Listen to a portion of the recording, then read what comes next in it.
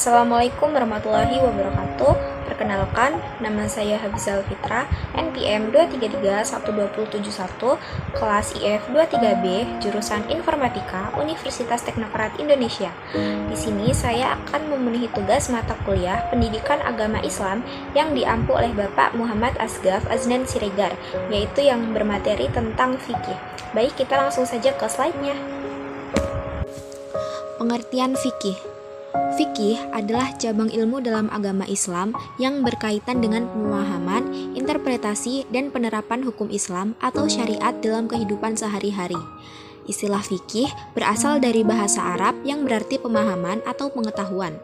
Dalam konteks agama Islam, fikih merujuk pada upaya untuk memahami dan menjelaskan ajaran Islam berdasarkan sumber-sumber utamanya, yaitu Al-Quran, hadis atau sunnah, serta prinsip-prinsip dasar syariat. Hakikat fikih. Hakikat fikih mencakup pemahaman mendalam tentang prinsip-prinsip dan aturan yang mengatur kehidupan sehari-hari umat Islam.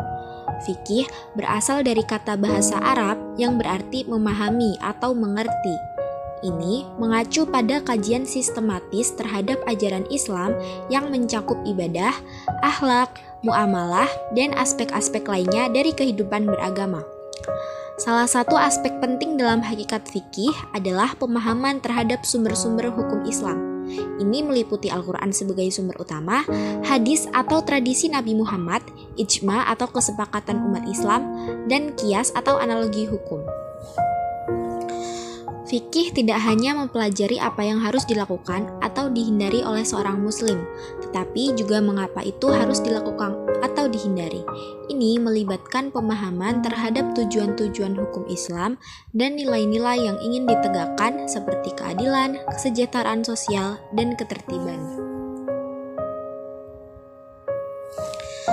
Selanjutnya, hakikat fikih.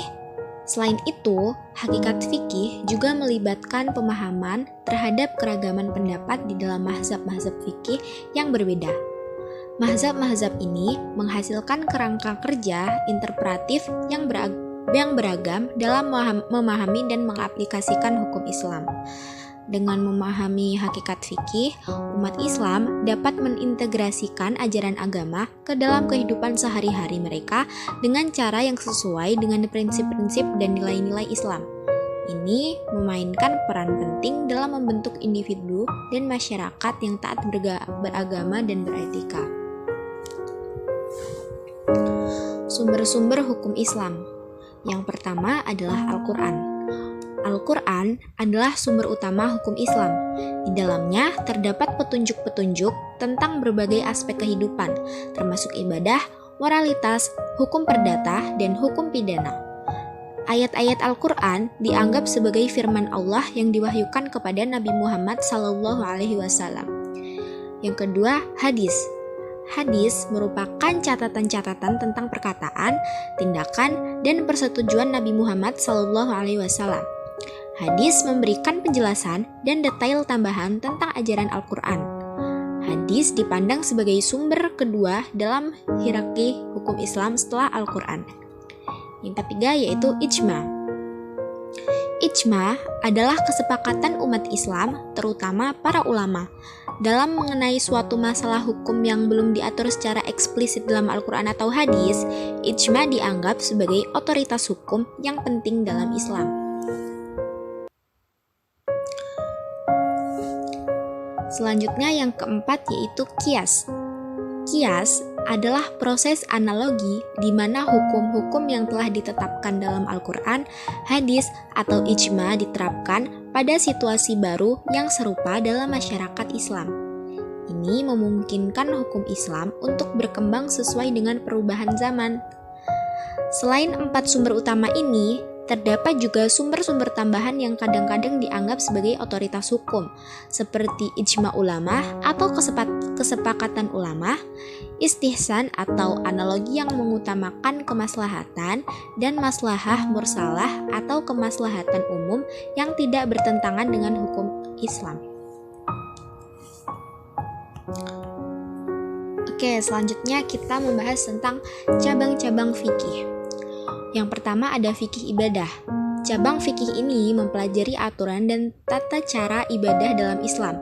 Ini termasuk sholat, puasa, zakat, haji, dan segala aspek lain yang terkait dengan ibadah individu.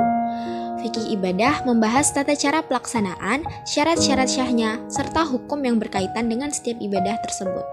Yang kedua ada fikih muamalah. Cabang fikih ini berkaitan dengan hukum-hukum yang mengatur interaksi sosial dan transaksi dalam masyarakat Islam.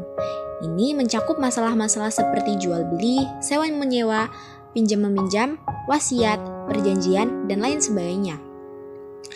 Yang ketiga ada fikih jinayah. Cabang fikih ini mempelajari hukum pidana dalam Islam. Ini mencakup hukuman dan sanksi bagi pelanggaran-pelanggaran hukum seperti pencurian, zina, pembunuhan, dan lain-lain.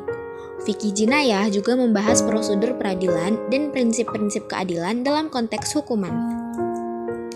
Selanjutnya yang keempat yaitu ada fikih keluarga.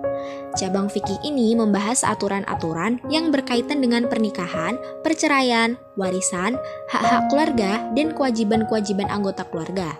Ini termasuk syarat-syarat syahnya pernikahan, tata cara perceraian, pembagian warisan, serta hak-hak dan kewajiban suami, istri, dan anak-anak. Yang kelima, ada fikih ibadah khusus. Selain ibadah-ibadah utama seperti sholat dan puasa, ada juga ibadah-ibadah khusus yang memiliki aturan-aturan tersendiri dalam fikih, seperti jihad, kurban, dan iktikaf. Cabang fikih ini membahas tata cara pelaksanaan, syarat-syarat sahnya, dan hukum-hukum yang berkaitan dengan ibadah-ibadah tersebut. Selanjutnya yaitu tujuan fikih. Yang pertama, mengatur kehidupan beragama. Yang kedua, mempertahankan agama. Dan yang ketiga, melindungi kemaslahatan umat. Selanjutnya tujuan fikih yaitu mengembangkan kepatuhan dan ketaatan, mencapai keadilan dan keseimbangan, dan mengarahkan pada kesejahteraan spiritual dan material. Baik, kesimpulan dari materi semua yang telah saya sampaikan yaitu fikih bukan sekedar kumpulan aturan, tetapi juga merupakan panduan yang mencakup berbagai aspek kehidupan, mulai dari ibadah hingga muamalah dan hukum pidana. Tujuan utama fikih adalah untuk mengatur kehidupan umat Islam sesuai dengan ajaran agama, menjaga keseimbangan antara kemaslahatan individu dan masyarakat, serta mengembangkan ketaatan dan kepemahaman umat terhadap ajaran Islam. Dengan memahami dan mengaplikasikan prinsip-prinsip fikih dalam kehidupan sehari-hari, umat Islam dapat mencapai kesejahteraan spiritual dan materi, serta membentuk pemahaman yang mendalam tentang fikih sangatlah penting untuk menjaga identitas dan nilai-nilai agama dalam menghadapi berbagai tantangan modern. Semoga presentasi ini telah memberikan gambaran yang jelas tentang pentingnya fikih dalam kehidupan umat Islam dan mendorong kita semua untuk memperdalam pemahaman kita tentang ajaran agama yang mulia ini. Baik, mungkin itu saja yang dapat saya sampaikan. Semoga bermanfaat dan wassalamualaikum warahmatullahi wabarakatuh.